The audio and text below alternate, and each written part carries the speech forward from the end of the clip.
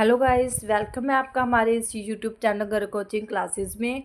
हम करते हैं साइंस के सभी कंसेप्ट को क्रिस्टल क्लियर। आई होप आप सभी फिट एंड फाइन होंगे। एंड आज हम करने वाले हैं एमसीक्यूज़। हमने NCERT solutions first chapter and second chapter के अच्छे से कंप्लीट कर लिए। हमने पहले कंसेप्ट क्लियर किए एंड उसके बाद हमने NCERT solutions in text question with MCQs जो आपके एनसीईआरटी बुक में थे वो हमने कंप्लीट कर लिए हैं। आज हम करने वाले हैं एमसीक्यूज़। ये मोस्ट इम्पॉर्टेंट एमसीक्यूज़ है एंड मैं आज आपके लिए बहुत ही इम्पोर्टेंट एमसीक्यूज़ लेके आई हूँ। ये एमसीक्यूज़ आपको एग्ज़ाम में ऑलमोस्ट देखने को मिलते हैं। तो guys let us start.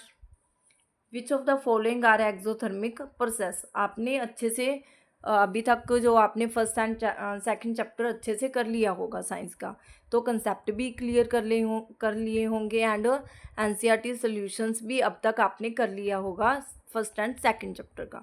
First chapter को आपने ऑलमोस्ट कर लिया होगा, तो इससे आपकी प्रैक्टिस हो जाएगी एंड आपको पता चल जाएगा कि आपकी जो प्रॉब्लम आ रही है वो किस कंसेप्ट में आ रही है, तो आप उस कंसेप्ट को अगेन रिवाइज अच्छे से कर सकते हो।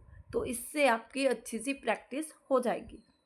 तो आपका जो फर्स्ट क्वेश्चन है वो है आपका एक्सोथर्मिक प्रोसेस पे। तो एक्सोथर्मिक जो प्रोसेस होती है उसके रिलेटेड ये क्वेश्चन है। आप पहले एक कॉपी एंड पेन लेके बैठो और आप अपने आप क्वेश्चन का जो आंसर है वो देते जाना एंड नोटबुक पे लिखते जाना। उसके बाद जो एंड पे आप नोट करना कि आपके कितने मार्क्स बन रहे हैं एंड किस कंसेप्ट में आपको प्रॉब्लम आ रही है, तो वो अगेन आप उस कंसेप्ट को अच्छे से क्लियर कर लेना। तो आपका जो फर्स्ट क्वेश्चन है एक्सोथर्मिक प्रोसेस का, उसका जो आंसर आएगा वो आएगा A option is the right option. First and second, reaction of water with quicklime and dilution of an acid. तो गाइस हमारा जो सेकंड क्वेश्चन है वो है हमारा uh teacher gave 2 test tube. Teacher ने स्टूडेंट्स को क्या किया, 2 टेस्ट ट्यूब दी। एक में वाटर को ऐड किया एंड सेकंड में उन्होंने बोला कि सोडियम हाइड्रोक्साइड को ऐड करो। एंड हम इस चीज़ को कैसे आइडेंटिफाई कर सकते हैं, कैसे टेस्ट कर सकते हैं कि जो सोडियम हाइड्रोक्साइड सोल्यूशन है ये कौन सा सोल्यूशन है। एंड सोडियम हाइड्रोक्साइड का जो सोल्यूशन है इसको हमें आइडेंटिफाई करने के लिए किस चीज़ का यूज़ करना होगा। तो इसका आंसर आप पहले हमारा जो आएगा वो आएगा रेड लिटमस।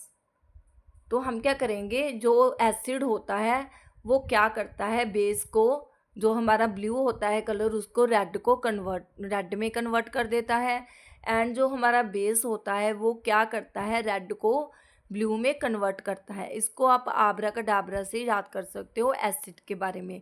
जैसे एसिड ए से एसिड हुआ, आबरा बी से हुआ आपका ब्लू एंड आर से हुआ आपका रेड। ABR एसिड क्या करता है, ब्लू को रेड में कन्वर्ट कर देता है एंड जो आपका बेस होता है वो क्या करता है, इसमें 2B आती हैं। इसको आप इस ट्रिक से याद कर सकते हो। एक तो स्टार्टिंग में B आ जाती है एंड एक एंड में आती है, बीच में आता है R, BRB। तो बेस क्या करता है, रेड को ब्लू में कन्वर्ट कर देता है। तो हमारा यहाँ पे आंसर आएगा रेड लिटमस। आपका जो थर्ड क्वेश्चन है वो है आपका विच of the following is not physical change. इनमें से कौन सा है जिसका फिजिकल चेंज नहीं होता। तो आप पहले खुद ऑप्शंस को रीड करो एंड उसका आंसर देने की प्रैक्टिस करो। अगर आपका आंसर सही आता है तो आपको इसमें कोई कंसेप्ट में प्रॉब्लम नहीं है। अगर आपका आंसर राइट नहीं आता तो आपको इस कंसेप्ट में प्रॉब्लम है। तो आपको दोबारा से क्या करना होगा, कंसेप्ट को क्लियर करना होगा। तो इससे आपकी बहुत अच्छी सी प्रैक्टिस हो जाएगी फर्स्ट चैप्टर की। सो गाइस आप इस क्वेश्चन का आंसर खुद से करके देखो पहले, फिर मैं 2 मिनट्स या 1 मिनट्स में आपको आंसर दिखा दूंगी कि इसका आंसर क्या आएगा। फिर मैच करना कि आपका आंसर राइट आ रहा है या इसमें आपको कोई प्रॉब्लम आ रही है। अगर प्रॉब्लम आई तो आप मेरी प्लेलिस्ट में जाकर इस चैप्टर की फुल डिटेल देख सकते हो। फुल चैप्टर को आप वहाँ से रिवाइज कर सकते हो एक बार और, एंड एनसीईआरटी क्वेश्चंस को भी आप कर सकते हो अगर आप करना चाहो तो। अगर आपने अभी तक नहीं किया, या आपको किसी कंसेप्ट में प्रॉब्लम आ रही है, तो आप वहाँ से उनको क्लियर कर सकते हो। तो आपका जो यहाँ पे राइट आंसर आएगा वो आएगा आपका combustion of liquefied petroleum gas, LPG. इसका कभी भी फिजिकल चेंज नहीं होता। नेक्स्ट आपका जो क्वेश्चन है वो आपका है fourth question. The following reaction is an example of, हमें एक रिएक्शन दी गई है NH3 प्लस 5O2 4NO। इसकी हमें क्या करनी होगी, इस रिएक्शन के बारे में हमें बताना है कि जो रिएक्शन दी गई है हमें, वो कौन सी रिएक्शन है, उसकी टाइप क्या है रिएक्शंस की। और टाइप्स ऑफ रिएक्शंस में क्वेश्चन ना आए ये कभी नहीं हो सकता। तो टाइप्स ऑफ रिएक्शन में क्वेश्चन हर बार एग्ज़ाम में देखने को मिलता है, और इसकी बड़ी ही अच्छी सी वीडियो मैंने प्लेलिस्ट में बना के डाल दी है, तो वहाँ से भी आप देख सकते हो अगर आपको इसमें प्रॉब्लम आ रही है तो। आपका आंसर क्या आएगा, आपका आंसर आएगा हमारे पास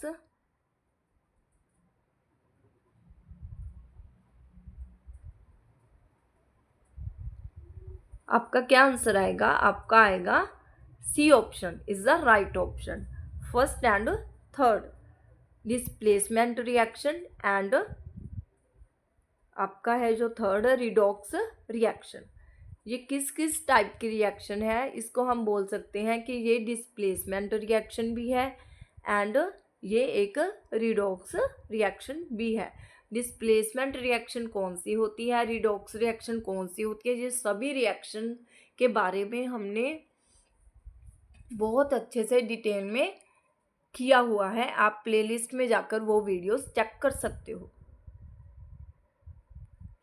एंड हमारा जो फिफ्थ क्वेश्चन है वो है हमारा, which of the following is true for an unbalance chemical equation. अभी इनमें से कौन सी अनबैलेंस केमिकल इक्वेशन है। तो क्या होती है unbalanced chemical equation and balanced chemical equation, ये आप मुझे हमारे अपने कमेंट बॉक्स में बताना कि balanced chemical equation and unbalanced chemical equation क्या होती है। Number of atoms is equal on both sides of the equation. Number of atoms is less on the left side of the equation. Number of atoms is more on the right side of the equation. Both B and C. तो इसका right answer क्या आएगा अभी, इसका right answer आएगा D, both B and C is the right option.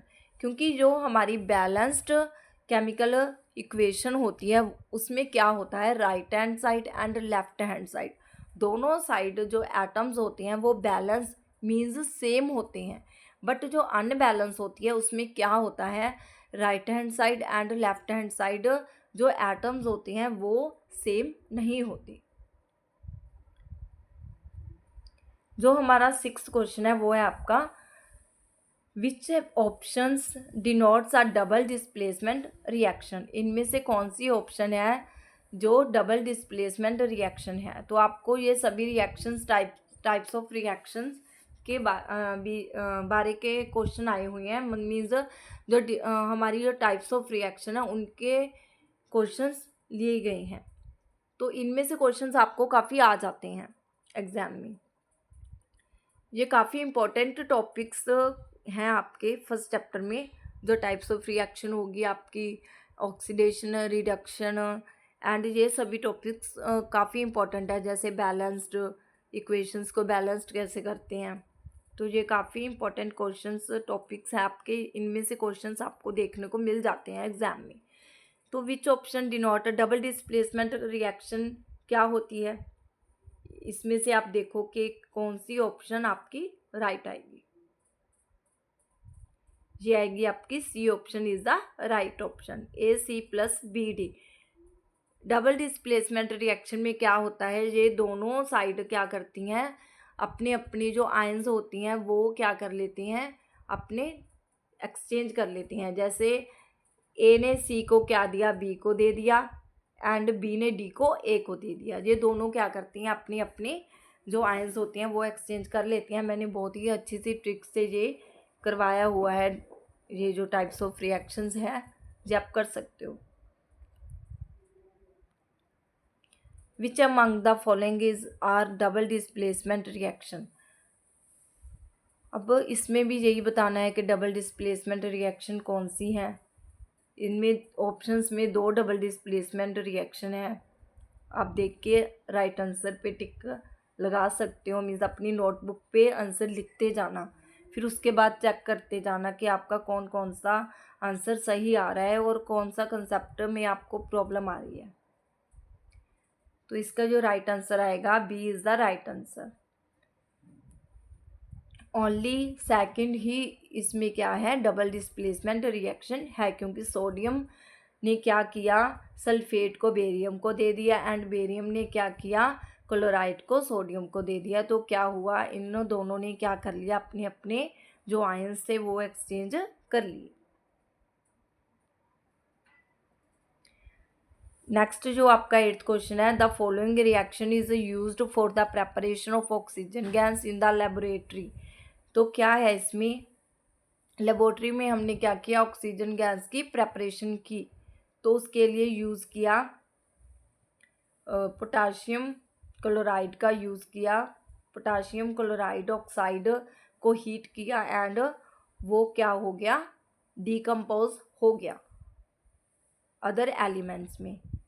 तो ये हमारी कौन सी रिएक्शन है। मैंने वैसे भी क्वेश्चन में बता दिया कि जब कोई कंपाउंड को ब्रेक कर दिया जाए और वो डीकम्पोज कर दिया जाए, वो अदर एलिमेंट्स में बट जाए, तो क्या हो जाता है, वो डीकम्पोजिशन रिएक्शन हो जाती है। तो उसको हम और भी एक नाम से जानते हैं। तो इसका राइट आंसर क्या आएगा,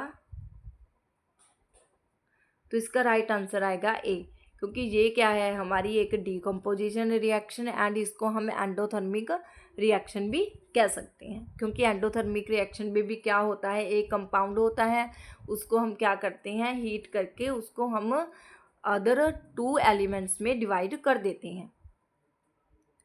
नेक्स्ट हमारा जो 9th क्वेश्चन है वो है हमारा, which of the following is not true with respect to the neutralization reaction. अभी इन्होंने क्वेश्चन में नॉट ट्रू बोला है। बच्चे क्या करते हैं, आप लोग क्या करते हो, आप ना क्वेश्चंस को अच्छे से नहीं पढ़ते, आप जल्दी में क्वेश्चन को पढ़ते हो और आप को आंसर आता है फिर भी आप गलत टिक कर आते हो। तो आपको पहले क्वेश्चन को अच्छे से पढ़ना है। जैसे इन्होंने बोला है नॉट ट्रू, तो इसमें जो सही नहीं है वो हमारा राइट आंसर आएगा। तो इन्होंने क्या कहा है कि न्यूट्रलाइजेशन रिएक्शन इसमें से कौन सी नहीं है। तो न्यूट्रलाइजेशन रिएक्शन कौन सी होती है, एसिड एंड बेस को ऐड करने के बाद जो हमारे पास सोल्ट एंड वाटर आता है, वाटर रिड्यूस हो जाता है एंड सोल्ट बन के आता है, और जो सोल्ट बन के आता है हमारे पास वो होता है कलरलेस सोल्यूशन। और कलरलेस जो भी सोल्ट हमारे पास बन के आता है एंड एसिड एंड बेस क्या करते हैं, एक दूसरे के साथ कैंसिल आउट हो जाते हैं। ये भी मैंने acid and base and salt chapter बहुत अच्छे से क्लियर कंसेप्ट करवाए हुए हैं मैंने, वो भी आप वीडियो जाके देख सकते हो। मैंने बहुत ही अच्छे से एनसीईआरटी सॉल्यूशंस को हमने कवर किया हुआ है, आप वीडियोस चेक कर सकते हो।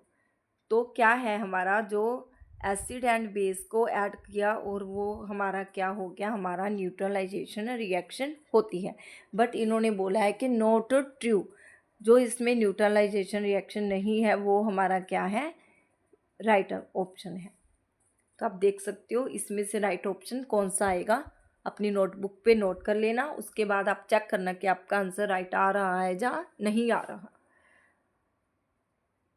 जो हमारा राइट आंसर है वो है हमारा डी, जो reactants are in gases state, ये हमारी न्यूट्रलाइजेशन रिएक्शन नहीं है। 10th क्वेश्चन हमारा electrolysis of water is a decomposition reaction. जो इलेक्ट्रोलाइसिस हम वाटर को करते हैं, हम वाटर में से इलेक्ट्रिसिटी पास करते हैं, तो क्या होता है जब हम वाटर में से इलेक्ट्रिसिटी को पास करते हैं तो क्या होता है कि हमारे पास जैसे H2O एक कंपाउंड है, उसमें जब हम इलेक्ट्रिसिटी पास करेंगे तो वाटर क्या होगा, कंपाउंड टूट के अलग से दो एलिमेंट्स में बट जाएगा, तो वो हाइड्रोजन एंड ऑक्सीजन को क्या कर देगी, इलेक्ट्रिसिटी डिवाइड कर देगी।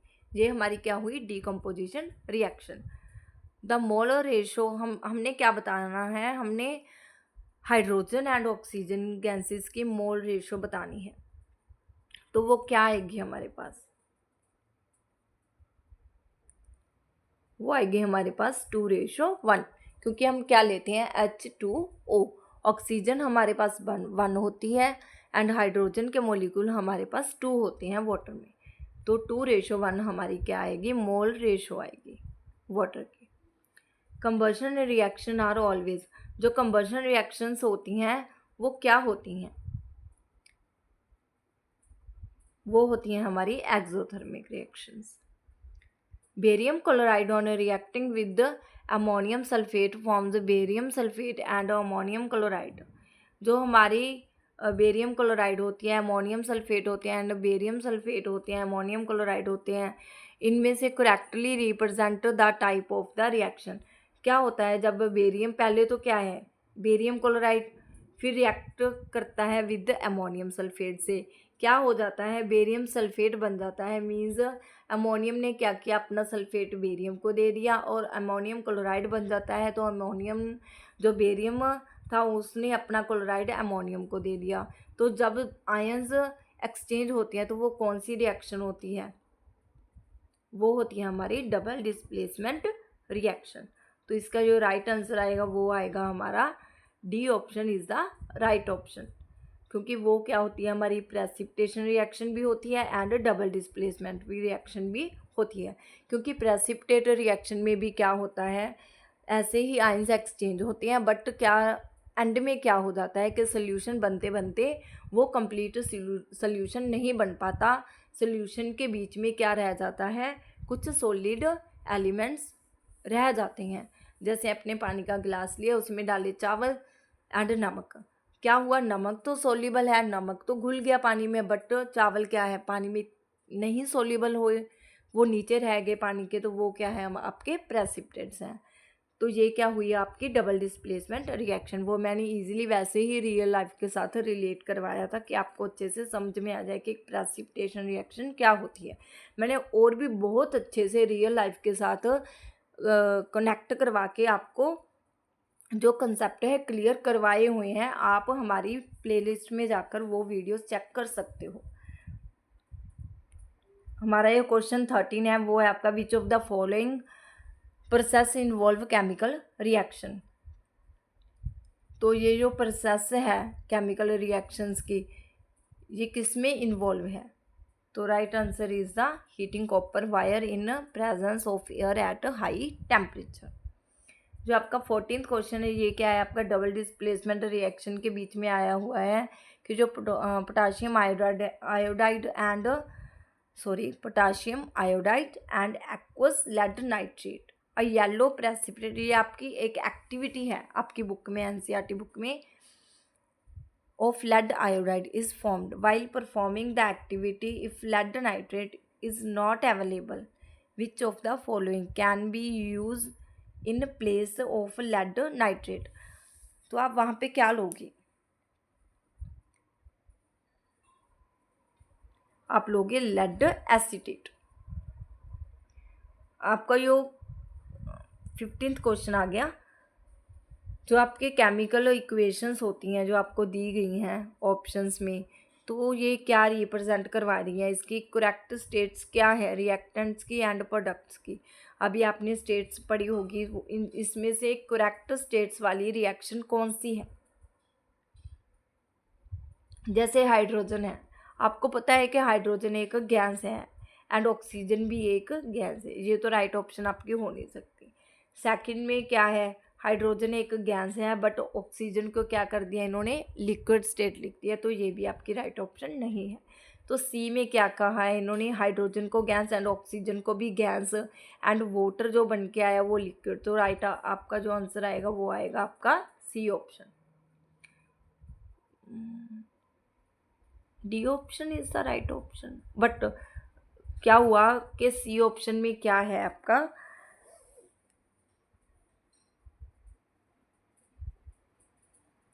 नहीं इन्होंने डी ऑप्शन को राइट माना है बट डी ऑप्शन आपका राइट नहीं है।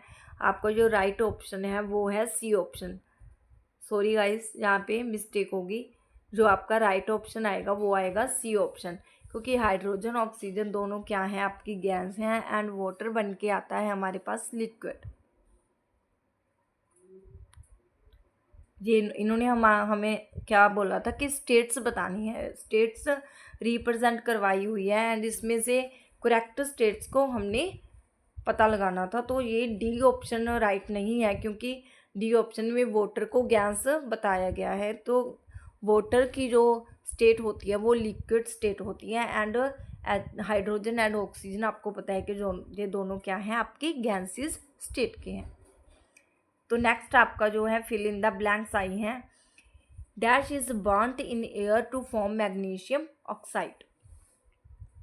तो मैग्नीशियम ऑक्साइड को एयर में बर्न करने के बाद आपका क्या होता है, किसको आप बर्न करते हो एयर में, आपका मैग्नीशियम ऑक्साइड बन जाता है। तो इसका राइट आंसर आएगा आपका मैग्नीशियम। नेक्स्ट आपका जो रेस्पिरेशन होती है ये कौन सी रिएक्शन होती है, ये आपके एक एक्सोथर्मिक रिएक्शन होती है। Zinc and lead are more reactive elements than copper. आपको रिएक्टिविटी सीरीज भी बहुत अच्छे से करनी होगी, क्योंकि इसमें से काफ़ी सारे क्वेश्चंस आ जाते हैं एग्जाम में। Any reaction that produce a dash is called a precipitation reaction. तो इसका आंसर आएगा आपका प्रेसिपिटेट, क्योंकि प्रेसिपिटेट को ही हम प्रेसिपिटेशन रिएक्शन कहते हैं। Oxidation is the gain of and loss of. Oxidation में क्या गेन होता है एंड क्या लॉस होता है। ऑक्सीडेशन में क्या होता है, ऑक्सीजन हमारा गेन होता है एंड हाइड्रोजन लॉस होता है। 6 question, dash are added to foods containing fast and fats and oil. तो इसका आंसर आएगा हमारा एंटीऑक्सीडेंट्स। एंटीऑक्सीडेंट्स को ऐड करने के बाद क्या होता है, हमारा जो फैट्स एंड ऑयल्स जो भी फूड्स होते हैं वो खराब नहीं होते।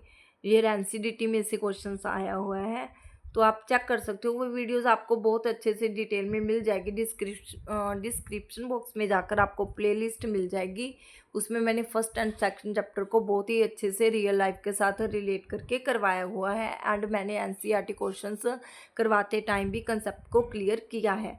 इन टेक्स्ट क्वेश्चन भी हमने उनके बीच में किए हुए हैं एंड हमने विद एनसीईआरटी जो आपके एमसीक्यू से वो भी हमने कर लिए। ये क्वेश्चंस मैं यहाँ से फर्स्ट चैप्टर में से छांट के बिल्कुल देख के लेके आई हूँ कि ये क्वेश्चंस आपको आपके लिए बहुत बेनिफिट एंड हेल्पफुल रहने वाले हैं, क्योंकि इनमें से ही क्या होता है, ऐसे ही क्वेश्चंस आपको एग्जाम में देखने को मिलेंगे। अगर आप इन क्वेश्चंस की प्रैक्टिस करते हो तो मीन्स आपकी एग्जाइटी कम होगी एंड आपको एमसीक्यूज को सोल्व करना अच्छे से आ जाएगा। In rusting of iron reddish brown coating formed on iron is. जो आपने देखा होगा कि आयरन को रस्ट लग जाती है, वो रेडिश ब्राउन कलर का हो जाता है, पर वो क्यों होता है, क्या वो किस फॉर्म में बन के आता है, आयरन ऑक्साइड के फॉर्म में बन के आता है। क्योंकि जो आयरन होता है जब वो ऑक्सीजन एंड वाटर के कॉन्टैक्ट में आता है तो आयरन को क्या हो जाता है, रस्ट लग जाती है। Can be retarded by storing food और अवे फ्रॉम लाइट। तो इसका आंसर आएगा rancidity. The oxidation and reduction reaction are also called. ये कौन सी रिएक्शन है, रिडॉक्स, जिसमें ऑक्सीडेशन एंड रिडक्शन दोनों ही हो रही हो। जिस रिएक्शन में वो हमारी रिडॉक्स रिएक्शन होती है, मीन्स जिसमें ऑक्सीजन गेन हो रही है एंड लॉस हो रही है। हाइड्रोजन मीन्स लॉस, तो हाइड्रोजन तो लॉस होता ही है। जे अगर ऑक्सीजन लॉस होगी तो हाइड्रोजन गेन होगा, अगर ऑक्सीजन गेन होगी तो हाइड्रोजन लॉस होगा। तो अगर दोनों चीज़ें एक ही रिएक्शन में हो रही है तो वो कौन सी रिएक्शन होती है, हमारी ऑक्सीडेशन एंड रिडक्शन साथ में हो रही हो तो वो हमारी रिडॉक्स रिएक्शन होती है। Magnesium is able to displace copper from copper sulfate solution because magnesium is the dash reactive than copper। तो ये मोस्ट इम्पॉर्टेंट रिएक्शन है एंड ये एक्टिविटी है आपकी एनसीईआरटी बुक में, तो ये आप कंपल्सरी करके जाना क्योंकि इसमें से आपको एक क्वेश्चन जरूर मिलेगा, चाहे वो आपको कॉपर सल्फेट का सोल्यूशन का कलर पूछ ले, चाहे वो आपको आयरन नेल पे जब सल्फेट चढ़ जाता है तो उसका कलर पूछ लें, एंड जो उसमें कॉपर रह जाता है सोल्यूशन में ओनली ऑन उसका कलर पूछ सकते हैं। एंड ये मैंने एक्टिविटी बहुत ही डिटेल से करवाई हुई है, तो आप वहाँ पे जाके वीडियो में देख सकते हो। तो इसका अभी जो आंसर आने वाला है वो है आपका मोर रिएक्टिव देन कॉपर।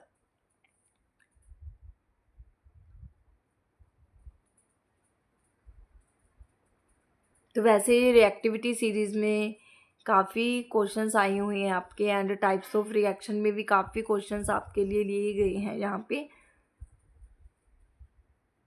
अभी आपने मैच करना है, ये ऐसे क्वेश्चंस आपको एग्जाम में काफ़ी मिल जाते हैं। For the given reaction match column first with column 2।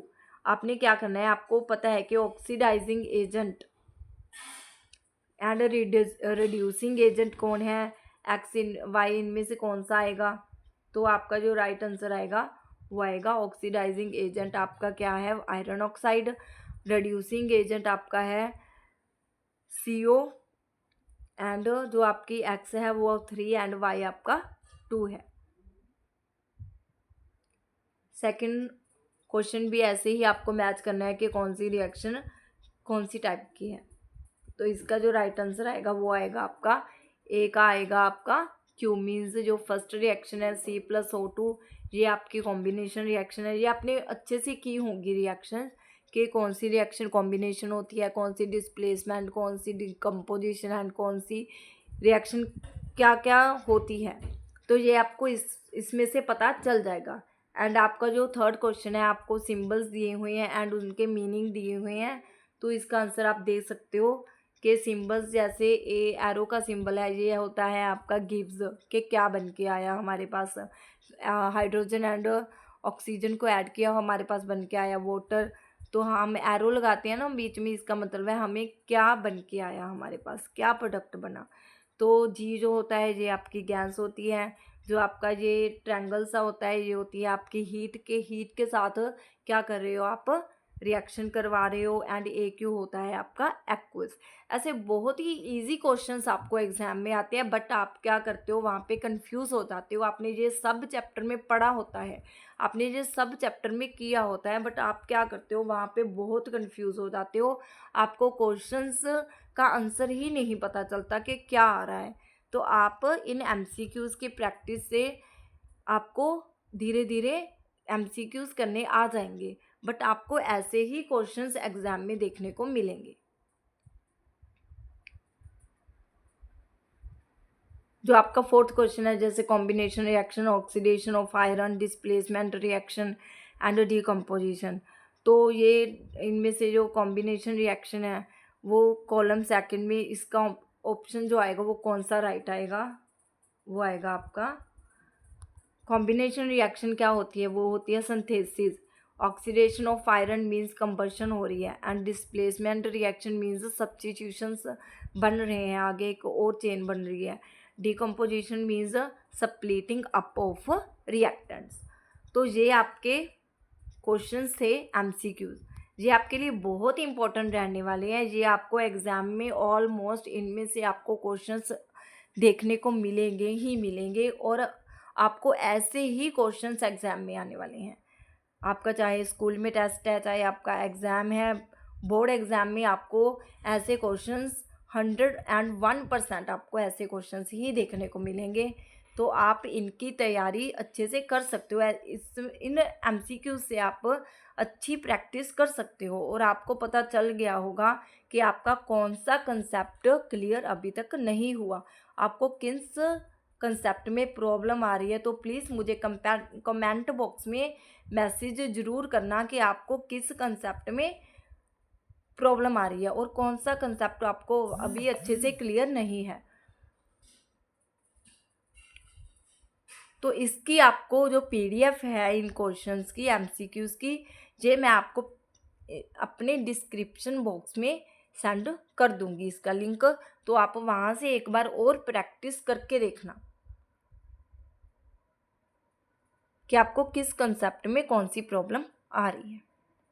तो सो गाइस, हमारा यहाँ तक का जो MCQs सब वो कंप्लीट हो गए। ऐसे ही बहुत से MCQs मैं आपके लिए लेके आई हूँ एंड हम आगे करने वाले हैं। ऐसे चैप्टर वाइज MCQs हम करेंगे एंड ऑलमोस्ट हम और भी बहुत से MCQs करेंगे, बहुत से क्वेश्चंस ऐसे करेंगे जो आपको एग्ज़ाम में मिलेंगे। अगर आपने अभी तक मेरे चैनल को सब्सक्राइब नहीं किया तो आप कर लो, ताकि आपको नोटिफिकेशंस पहले ही मिल जाए एंड मेरे नोटिफिकेशंस, मेरी आपको जो भी मैं वीडियोस सेंड करती हूँ आपको पहले उसका नोटिफिकेशन आ जाए। एंड आपका कोई भी कह सकते हैं ना कि अगर आपका कोई भी एक मेन पॉइंट छूट गया, अगर वही क्वेश्चन आपको एग्ज़ाम में आ गया, मीन्स मैं ऐसे ही क्वेश्चंस लेके आती हूँ जो आपको एग्ज़ाम में ऑलमोस्ट 101% आपको मिलेंगे, और ऐसे ही क्वेश्चंस आपके एग्ज़ाम में आते हैं। तो गाइस, ये था हमारा MCQs। Bye bye.